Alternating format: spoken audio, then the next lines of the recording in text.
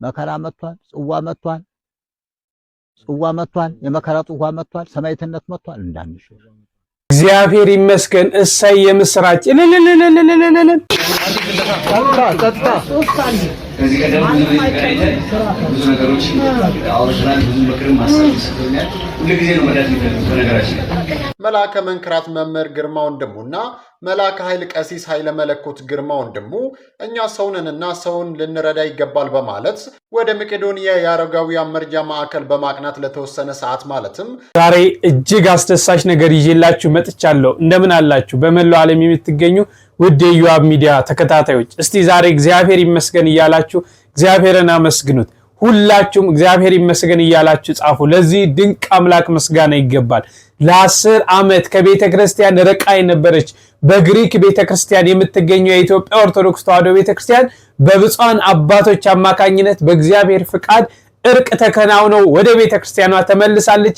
ይህንን በስፋት እንመለከታለን። እግዚአብሔርን አመስግኑት። ሌላው ደግሞ ስለ እፎይ አዲስ ነገር ተሰምቷል። ያን አዲስ መረጃ እንመለከታለን። ሌላው እንግዲህ በጥምቀት አገልግሎት የምናውቃቸውን መልአከ መንክራት ግርማንና ልጃቸውን ኃይለ መለኮት ግርማ በመቄዶንያ ምንድን የገጠማቸው ምንድን ያደረጉት የሚለውን በስፋት የምንመለከት ይሆናል። ይህንን ቪዲዮ እባካችሁ ላይክ አድርጉት። እስቲ አረ ላይክ አድርጉት፣ ይውጣ ቫይራል፣ ለብዙዎች ይዳረስ፣ አካውንታችንም ይንቀሳቀስ። እጅግ አመሰግናለሁ። ሰብስክራይብ ማላደረጋችሁ ሰብስክራይብ በማድረግ ቤተሰብ ሁኑ። እስከ መጨረሻው ድረስ አብራችሁ እንድትቆዩ በፍጹም ትህትና እየጠየቅኩኝ ምን ጀምረው ለነፍሳችን ምግብ ከሆነው ነውና እስቲ አንዳንድ ትምህርቶችን ሰምተን እንመለስ። ቅዳሜና እሁድ ለምን አንጾምም? አህዛቦች ለምን ቅዳሜና እሁድ አትጾሙም? ለምን ምግብ ትበላላችሁ ብለው ጠየቁኝ። እኔም በማውቀው ልክ መለስኩላቸው። ግን ደግሞ ሊቀበሉኝ አልቻሉኝ ይላል ጥያቄው። እግዚአብሔር ይስጥልኝ። ይህን መልእክት ለሁሉም ሰው ሼር፣ ኮፒ ሊንክ እያደረጋችሁ አድርሱልኝ። የሊቃነ ክርስቲያኖች በጾም ወራት በማንኛውም ጊዜ ቅዳሜና እሁድ አንጾምም። ቅዳሜ ከዓመት አንዴ ነገ ትንሣኤ ሊሆን እንደ ዛሬ እንጾማታለን። ከዓመት አንዴ ማለት ነው። ከዛ ውጭ ግን አንጾምም። ለምን ስንል ቅዳሜ እግዚአብሔር አምላክ ሰማይና ምድር ሰራዊቶቻቸውን ሁሉ ፈጥሮ ለተቅዳሜን ሰንበትን ማለት ቀዳሚ ሰንበትን ማለት ነው ባርኳታል፣ ቀድሷታል። በዛችም ቀን ፍጥረት አልፈጠረም፣ እነሆም አርፎባታል። የሰው ልጆች እናንተም ከስራችሁ ሁሉ እረፉ ሲል ማለት ነው። እሁድ ደግሞ ጌታችን ኢየሱስ ክርስቶስ ብርሃነ ትንሣኤውን ለዓለም የገለጠበት፣ እኛ የሰው ልጆች ሙተን እንደማንቀር ያረጋገጠበት፣ ደስታችንን ያየንበት፣ የትንሣኤያችንን በኩር ያየንበት ስለሆነ በዕለተ ሰንበት ማለትም ሰንበተ ክርስቲያን እሁድ አንጾምም ማለት ነው። መጽሐፍ ቅዱስ እንዲህ ይላል። ኦሪት ዘፍጥረት ምዕራፍ 2 ቁጥር 1 እስከ 3 እንዲህ ተብሎ ተጽፏል። ሰማይና ምድር ሰራዊቶቻቸውን ሁሉ ተፈጸሙ፣ እግዚአብሔርም የሰራውን ስራ በሰባተኛው ቀን ፈጸመ። በሰባተኛውም ቀን ከሰራው ስራ ሁሉ አረፈ፣ እግዚአብሔርም ሰባተኛውን ቀን ባረከው ይላል። አረፈ የሚለውን ቃል በሌላ ቃል እንዳተረጉሙትኝ፣ ምክንያቱም አሕዛብ ወገኖቻችን በሌላ የቆለመሙ ስለሚጠቀሙት ማለት ነው። እናንተ የሰው ልጆች እረፉባት ለማለት ነው እንጂ እግዚአብሔር ድካም ኑሮበት አይደለም ማለት ነው። እነሆ የእረፍት ቀን ስለሆነች ነው ማለት ነው። ኦሪት ዘጸአት ምዕራፍ 20 ቁጥር 8 ላይ እንዲህ ይላል። የሰንበትን ቀን ትቀድሰው ዘንድ አስብ፣ 6 ቀን ስራ ተግባርህንም ሁሉ አድርግ፣ ሰባተኛውን ቀን ለእግዚአብሔር ለአምላክ ሰንበት ነው። አንተ ወንድ ልጅህም ሴት ልጅህም ሎሌህም ገረድህም ከብትህም በደጆችህም ውስጥ ያለ እንግዳ በእርሱ ምንም ስራ አትስሩ። እግዚአብሔር በ6 ሰማይና ምድር ባህርንም ያለባቸውንም ሁሉ ፈጥሮ በሰባተኛው ቀን አርፏልን። ስለዚህ እግዚአብሔር የሰንበትን ቀን ባርኮታል ቀድሶታል ይላል። ስለዚህ ሰንበት ምንም አይነት ስራ አይሰራበትም ከመንፈሳዊ አገልግሎት ውጭ ማለት ነው። ጾምም በዚህ ቀን አይጾምም ማለት። ሁለተኛ ሰንበተ ክርስቲያን እሁድ ነው። እሁድንስ ለምን አንጾምም ስንል ኢየሱስ ክርስቶስ ብርሃነ ትንሣኤውን ለዓለም የገለጠበት ቀን፣ ሁለተኛ የሰው ልጆች ትንሣኤ ሙተን እንደማንቀር ትንሣኤና ሕይወት እኔ ነኝ ብሎ የተናገረውን ቃል በተግባር የፈጸመበት ቀን ነው። እንዲሁም የፍርድ ቀን ምሳሌ ነው እሁድ ማለት። ራዕየ ዮሐንስ ምዕራፍ 1 ቁጥር 10 ላይ በጌታ ቀን በመንፈስ ነበርኩ ይላል ባለራዕዩ ቅዱስ ዮሐንስ ማለት። ዕለተ እሁድ ትንሣኤያችንን ያረጋገጥንበት፣ የትንሣኤያችንን በኩር ያየንበት፣ ሙተን እንደማንቀር ያረጋገጥንበት፣ ዘላለማዊ ሕይወት እንዳለን ያወቅንበት ዕለት ነው ማለት። ስለዚህ ዕለተ እሁድ ማንጾምበት ምክንያት በዚህ ነው ማለት ነው። ሁለተኛ ዕለተ እሁድ ኢየሱስ ክርስቶስ ለፍርድ የሚመጣባት ቀን ዕለተ እሁድ ናት ማለት ነው። ፍርድ የሚሰጠው በዕለተ እሁድ ነው። ሁሉም ሰው እንደ ስራው የሚያገኝበት፣ ለሁሉም ሰው እንደ ስራው ዋጋውን ለመስጠት የሚመጣበት ቀን ስለሆነ እሁድ አንጾምም ማለት ነው። ራዕየ ዮሐንስ ምዕራፍ 22 ቁጥር 12 ላይ እንዲህ ተብሎ ተጽፏል። እነሆ በቶሎ እመጣለሁ፣ እያንዳንዱም እንደ ስራው መጠን ከፍል ዘንድ ዋጋዬ ከኔ ጋር አለ ይላል። ስለዚህ የፍርድ ቀን ምሳሌ ስለሆነ አንጾምም ማለት ነው። ሌላኛውና ሶስተኛው ቅዳሜና እሁድ የገነት መንግስተ ሰማያት ምሳሌ ናቸው። በገነት መንግስተ ሰማያት ድካም የለም፣ መራብ መጠማት የለም። መራብ መጠማት የለም ስል በዛ ምግብና መጠጥ አለ እያልኩ አይደለም። ምግብና መጠጣችን እኛ በዛ እግዚአብሔርን ማመስገን እንደ ቅዱሳን መላእክት የቅዱሳን መላእክት ምግብና መጠጣቸው መዘመርና እግዚአብሔርን ማመስገን ነው። እኛም በዛ እና ማመስገን ለእግዚአብሔር መዘመርና ለእግዚአብሔር መስገድ። እነሆ 1000 ዘመን አልፎ ለዘላለም ለማይገደብና ለማይቆጠሩ ዘመናት ከእግዚአብሔር ጋር የምንነግስበት ምሳሌ ናቸው ሁለቱ ማለት ነው። ስለዚህ በእነዚህ ቀናት አንጾምም ማለት ነው። ምክንያቱም ጾም ስራ ነው። እግዚአብሔርን ማምለክ ስራ ነው፣ እነሆ ስራ ነው። ስለዚህ ጾም ደግሞ ስራ ነው። መድከም ካለ መራብ መጠማት ካለ እነዚህ ስራ ናቸው ማለት ነው። ስለዚህ ቅዳሜና እሁድ በእነዚህ ምክንያት አንጾማቸውም ማለት ነው። እግዚአብሔር ይስጥልኝ። የተረፈውን ከአባቶች እየሄዳችሁ ተማሩ እና ደግሞ ሁልጊዜ ፖስት የማደርገውን ነገር ስለምታዩልኝ አመሰግናለሁ። አንዳንድ ነገሮች ፖስት ሳደርግ ድምጻቸው አይሰማም እና መፍትሄው ሼር ኮፕሊንክ ማድረግ ነው ተብያለሁኝ። ኮፕሊንክ እንድታደርጉልኝ የዲያብሎስ መጀመሪያ ስራው ውሸት ነው። እኔና እናንተ ውስጥ ያለውን የክርስቶስን እውነት ነቅሎ ማውጣት፣ የቤተ ክርስቲያንን ትምህርት ጠርጎ ማውጣት በአንድ የቄስ የህይወት ድካም፣ በአንድ የሰባኪ የህይወቱ ጉስቁልና ምክንያት ክርስቶስን ስሎ ያሳየናል። እነዚህ ነው ሰባኪ ባሌድ ይሻለኛል ቤተ ክርስቲያን። እንዴ ቤተ ክርስቲያን እኮ ከኔ ከመምህር ጳውሎስ በፊት ነበረች። ከነ ቅዱስ ጊዮርጊስ በፊትም ቤተክርስቲያን ነበረች። እንኳን ከኔ ገደካማው እናንተ መካከል ካለውት ሲርበኝ ማጉረመርም ስጠግብ አልቻለኝ ብል እንደናንተው ደካማ ቆንኩት። በሰማዕትነት እስከ መሞት የደረሱ ውስጥ እነሱ ጋር እንኳን ከመድረሳቸው በፊት ቤተክርስቲያን አለች የለችም? አለች። በሰው አትለኳት ቤተክርስቲያንን፣ በቄሱ ባለቃው በጳጳሱ አትለኳት። እነዚህ ሁሉ ቤተክርስቲያን ስላለች የመጡ አገልጋዮች ናቸው። እነዚህ ሁሉ ለጽድቅ የሚታትሩ ናቸው። እነዚህ ሁሉ የሰማይን መንገድ ለማግኘት ቢናፍቁ ናቸው።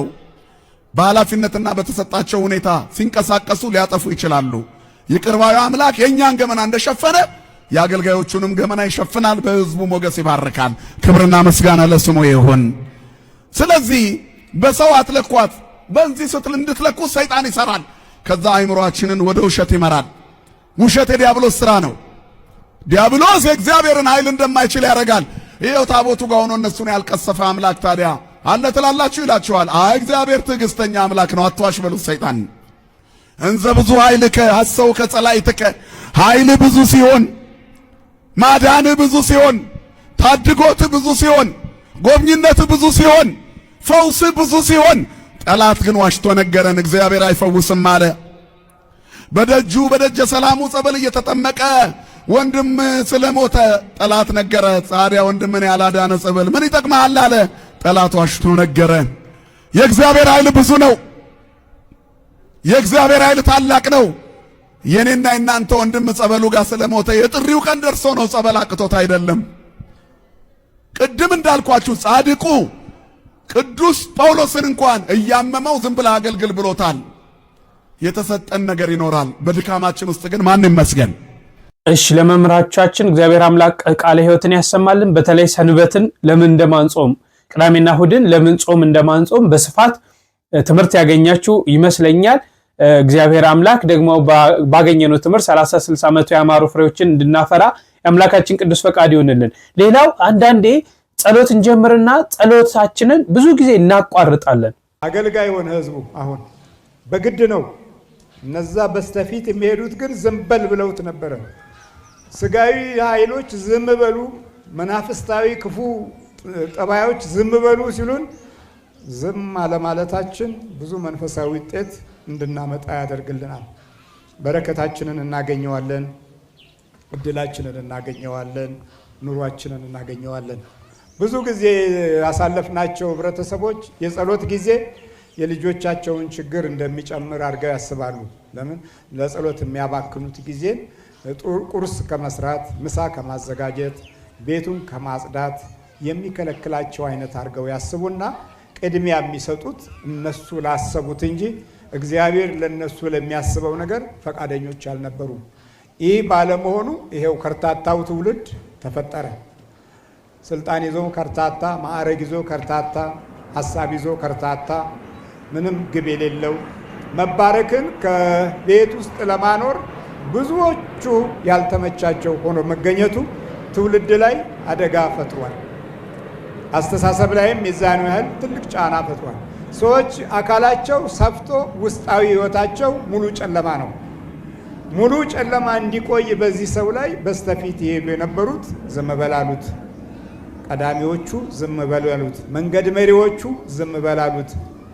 ዛሬ ርዕዮተ ዓለሞችም ሁሉ በመንፈሳዊ ነገር እንዳትበረቱ ዝም በሉ ይላሉ። የዘመናችን ፍልስፍናዎች ከድንቁርና ወደ ድንቁርና እየሄዱ መምጣታቸውን ስናይ እንዲሁ በየዘመኑ የጎረምሳዎች እና የስነ ልቦና ወሮ በላዎች መጫወቻ መሆን በራሱ ትልቅ ህዝባዊ ውድቀት ነው። ከታሪክም ከእምነትም ከመንፈሳዊ ጉዞም ጋራ የተያዘ ቡራኬ ያጠረው ትውልድ እጅ ውስጥ መግባት መከራው ብዙ ነው። እየጮህ የማትደመጥ ከሆነ አብዝቶ መጮህ ወደሚያስፈልገው መለየት አለብን። ብዙ ጨለማን ለማቆየት ትግል የሚያደርግ ነው።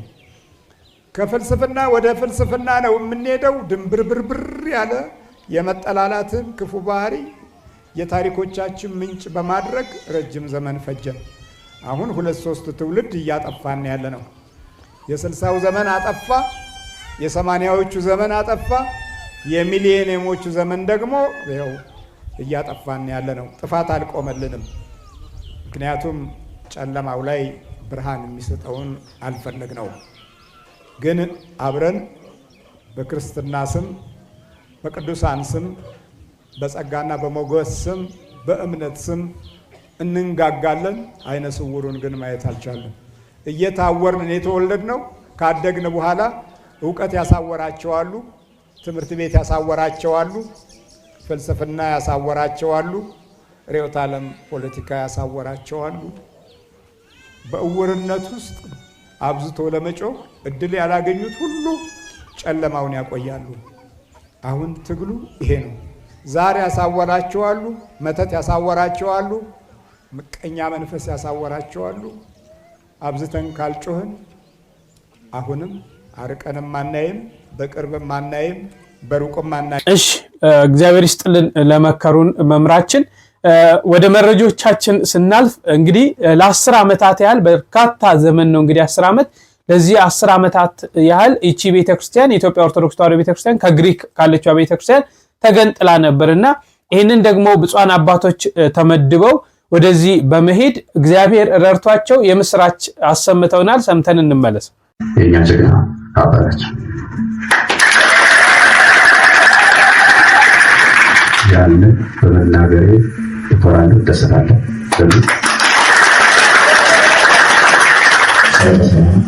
ፍቅር የተሰጠ በኋላ እንዲህ ይለጥልል። ለምን ቅድም አባታችን አቡነ ጴጥሮስ ተናግረዋልና አሸናፊዋ ቤተክርስቲያን ናት፣ እገሌና እገሊት አይደለች። በጀግንነት በግንባር ቀደምትነት ማን ነው ቢባል ይህንን ዋንጫ መውሰድ ያለባቸው አባና አባታችን ናቸው። ለምን ሰላም ያስቀድማል፣ ፍቅር ያስቀድማል። በሰላም ስለ ፍቅር ስለ አንድነት ካሳ ይከፈል የሚባልበት ነገር የለም። ራስን ዝቅ ማድረግ ራሱን የቻለ ካሳ ነው። ምናልባት እያንዳንዳችን ሁላችሁም እዚህ ስንሰበስብ የእኛ ነፍስ ከገባንበት ጊዜ አንስቶ ምን ያህል እንደተጨነቅን ምን ያህል እንደተንገበገብን እናውቃለን። ያ ሁሉ እንዲያልፍ እግዚአብሔርን ጠይቀን እኛ በምንፈልገው ሳይሆን እግዚአብሔር በሚፈልገው መንገድ አለ። ምናልባት ወደዚህ ላይ ስመጣ የታላቂቷ ቤተክርስቲያን አባት ብፁዕ ቅዱስ አቡነ ማትያስ ቀዳማዊ ፓትርያርክ ርዕሰ ሊቃነ ጳጳሳት ዘኢትዮጵያ ሊቀ ጳጳስ ዘአክሱም ወእጨጌ ዘመንበረ ተክለ ሃይማኖት ቅዱስ አባታችን ወደ ልጆችዎት እንደመደቡ ልሄድ ነውና ጸሎት ያድርጉልኝ ልጄ ነው። ተንበርክኬ ጸሎታቸው ተቀብዬ ከፊታቸው ዞር ስል ጠርተውኝ ና እግዚአብሔር ይደመቀው፣ እግዚአብሔር ይሆናቸው። ይህን ሁሉ ሰምቻለሁ። እንደው ደስታ ከመስማት ርቄ ነው ያለው። ደስታ ይዛልኛል። ደስታ ከመስማት ርቄ ነው ያለሁት። የዓለሙ ጉዳይ፣ የሀገሪቷ ጉዳይ፣ የቤተክርስቲያኒቷ ጉዳይ ሲያሳዝን ነው። አሁን እንኳን ይህንን ሲያሰሙ ልጆቹ እዚህና በዛ በኩል ያሉ ልጆቼ አንዱ ማስቀደሱ፣ አንዱ መዘመር፣ አንዱ ማስቀደሱ የሚለውን ነገር ይዘህ ትመጣለህ። በእድሜ ላይ እድሜ ጨምረሃል።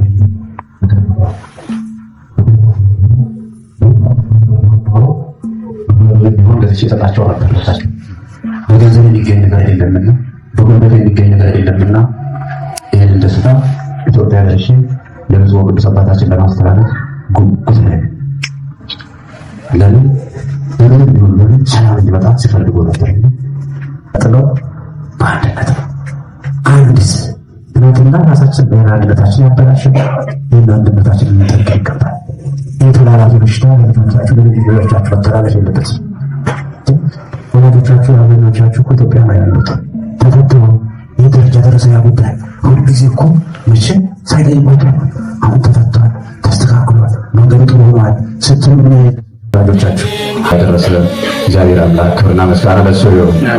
እግዚአብሔር ይመስገን፣ እግዚአብሔር ይመስገን፣ እግዚአብሔር ይመስገን፣ እግዚአብሔር ይመስገን ለዚህ ያደረሰን ለዚህ ያደረሰን።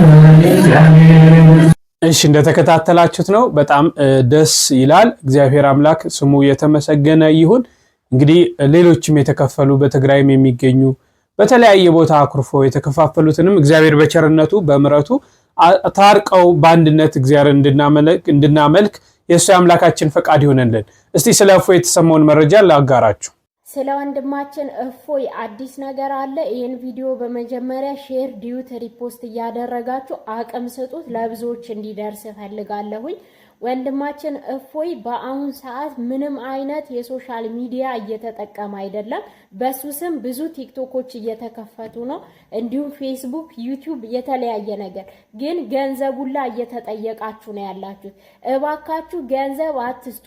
ወንድማችን እፎይ ጳላዲዮስ የሆነ ነገር ሲያስፈልጋቸው በቪዲዮ መተን እዚህ ጋር እኛ እናንተን እንጠይቃቸዋለን።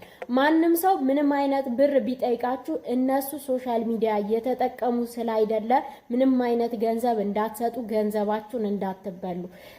በውስጥ መስመር ቢያወራችሁ አንድ የቲክቶክ ቻናል ነው ያለው፣ እሱም እፎይ 600,000 ያለው። ከዛ ውጪ በሚከፈቱ አካውንቶች ምንም አይነት መልእክት ቢላክላችሁ እንዳትመልሱ፣ ለብዙዎች አድርሱ።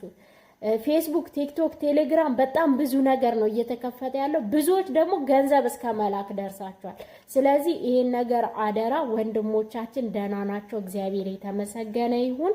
አዎ የጥንቃቄ መረጃ ነው፣ አትታለሉ። በእፎይ በአሁን ታይም ምንም አይነት የሶሻል ሚዲያ እየተጠቀመ አይደለም። ፌስቡክም ቢሆን ቴሌግራምም ቢሆን ቲክቶክም ቢሆን ዩቲዩብም ቢሆን ምንም እየተጠቀመ አይደለምና አብዛኞቻችሁ እየተታለላችሁና ገንዘብ ሁሉ እየላካችሁ ነውና ከዚህ ድርጊት ተቆጠቡ ነው። ይሄንን ሁላችንም እንድናውቅ ነው። እሺ እንግዲህ መምህር ግርማ በመቄዶንያ ሄደው ምንድን ነው ያደረጉት? ምንስ ነው የገጠማቸው? ቢንያምስ ምንድን ያለው የሚለውን እንመልከት። አብ ወወልድ ወመንፈስ ቅዱስ አሐዱ አምላክ አሜን። የሰራዊት ጌታ እግዚአብሔር አምላካችን ሆይ ለዚህ ሰዓት ስላደረስከን እናመሰግንሃለን። ቀሪው ጊዜያችንን ባርክልን፣ ፍጹም የሆነው መንፈስህን እና ኃይልህን ላክልን። በዚህ ወቅት ለተራቡት፣ ለተጠሙት፣ ለተጨነቁት፣ ለተሰደዱት፣ ለታመሙት፣ ለታሰሩት ሁሉ በረከትን፣ ሰማይ ኃይልን፣ ጸጋንና ተስፋን፣ ራእይንና በጎነትን ላክላቸው። ለእኛም ምሕረትን ላክልን። እግዚአብሔር ባርክ። አሜን። አባታችን ተንኪዮ አብረን ስለሆነ ደስ ብሎኛል። እንግዲህ በመላው ኢትዮጵያና በመላው ዓለም የምትገኙ የአባታችን የመምህር ግርማ ወይም የመልአከ መንክራት ግርማ ወንድሙ ወዳጆች እንግዲህ ትልቅ መንፈሳዊ ጉባኤ ጥሪ አለ።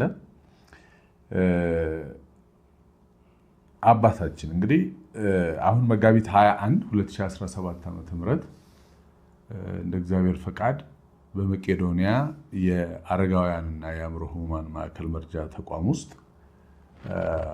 እንገኛለን፣ እንሄዳለን። ከ7 ሰዓት ጀምሮ ፕሮግራም ይኖራል። የበረከት ስራ እንሰራለን። የወንጌል አገልግሎት አለ። መንፈሳዊ ዝማሬዎች አሉ። ይሄን ፕሮግራም እንደ እግዚአብሔር ፈቃድ እንግዲህ ከርሶም ልጆች ጋር የወንጌል ፍሬዎች የሆንን ሁሉ እዛ እንገኛለን። እዛ ትልቅ ፕሮግራም ላይ እነዚህ አረጋውያንን እነዚህ የአእምሮ ህሙማንን ወገኖቻችንን ለማገዝ የተጀመረው ፕሮጀክት አለ። ያ ትልቅ ሆስፒታልና ትልቅ የመኖሪያ ቤት ነው ለመገንባት እቅድ ይዘው እየተንቀሳቀሱ ያሉት እና ይሄን ትልቅ ዓላማ ከግብ ለማድረስ የሚያስፈልገውን ፋይናንስ የሚያስፈልገውን በሌላ መልኩ ለማድረግ ያው እንደተለመደው ሁልጊዜም የበረከት ስራ ያደርጋሉ። ላለፉት እኔ እንኳን ብቻ ሳቅ 10 ዓመታችን እንግዲህ ከዛ በፊት 20-30 ዓመት ሲያደርጉ የኖሩት ነገር ነው እና በጣም ተደስቻለሁ። እንደው ምን ይዤ ነው የሚሄደው? ምን እናደርጋለን? ይሄን ልጅ የምናግዘው እግዚአብሔር በዚህ ምድር አንድ የሰጠን መጽናኛ ልጅ ነው እና ቢኒያም በለጠን በምን መልኩ ነው የምናግዘው እያልን ያሰብን በእርሶም ይኸው እግዚአብሔር ፈቃዱ ሆኖ ይሄ የሆነ ነው እና አባታችን አሁን በዚህ ፕሮግራም ላይ በአጋጣሚ ሁላችሁም እንድትገኙ በዚህ አጋጣሚ ጥሪ እናደርጋለን። ድካም ብቻ ድካም በየዘመናቱ ያለውን ነገር ስናይ ብዙ መኖሮች ተስፋ የሚሰጡ ቢመስሉም ተስፋችን ውስጥ ጠላት ገብቷል።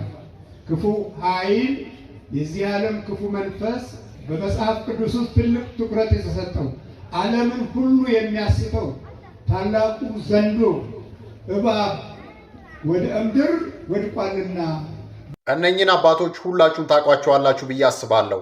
ሰውን ለመርዳት ሰው መሆን በቂ ነው እንደተባለው ሁሉ በዛሬው ዕለት ማለትም በቀን 21 2017 ዓ.ም መልአከ መንክራት መምህር ግርማ ወንድሙና መልአከ ኃይል ቀሲስ ኃይለ መለኮት ግርማ ወንድሙ እኛ ሰውንንና ሰውን ልንረዳ ይገባል በማለት ወደ መቄዶንያ የአረጋውያን መርጃ ማዕከል በማቅናት ለተወሰነ ሰዓት ማለትም ለ5 ሰዓት ብቻ በቆየ መንፈሳዊ አገልግሎት 4,700,000 ብር በማሰባሰብ ዛሬም ከተቸገሩ ጎን መቆማቸውን አሳይተዋል።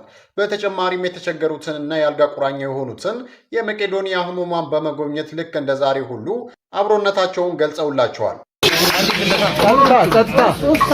ከዚህ ቀደም ብዙ ነገሮች አውርተናል። ብዙ ምክርም ማስተላለፍ ሰጥቶኛል። ሁልጊዜ ነው መዳት የሚፈልጉት በነገራችን በጣም እኛ ለማገዝ በጣም የሚፈልጉት እና ዛሬ ያው እዚህ መጥቶ ማገዛቸው ነው እንጂ ከዚህ ቀደም በተለያየ ነገር የሚያገዙ ናቸው እንድታውቁት ብዬ ነው። ዛሬ ደግሞ ያው እናንተን በማስተባበር ይሄን እንግዲህ 4,300,000 ብር ውስጥ ተሰብስቧል። በጣም የምናመሰግነው እንዲያደርግልኝ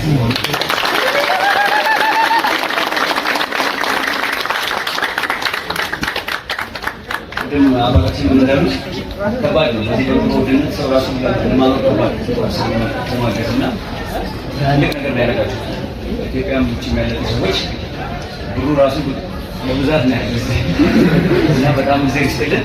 የተለያየ ድጋፍ ነው ያደረጋችሁት። በእውነት በጣም እዚህ ይስጥልን። አባታችን ደግሞ እናንተን በማስተባበር ያቀዳል ነገር ሀሳባቸው እንደሆነ እሳቸው ከዚህ በላይ ነው እኛን ለማገዝ ሁሉ ጊዜ ነው የሚያስቡት። አባታችን በእውነት እዚህ ይስጥልን።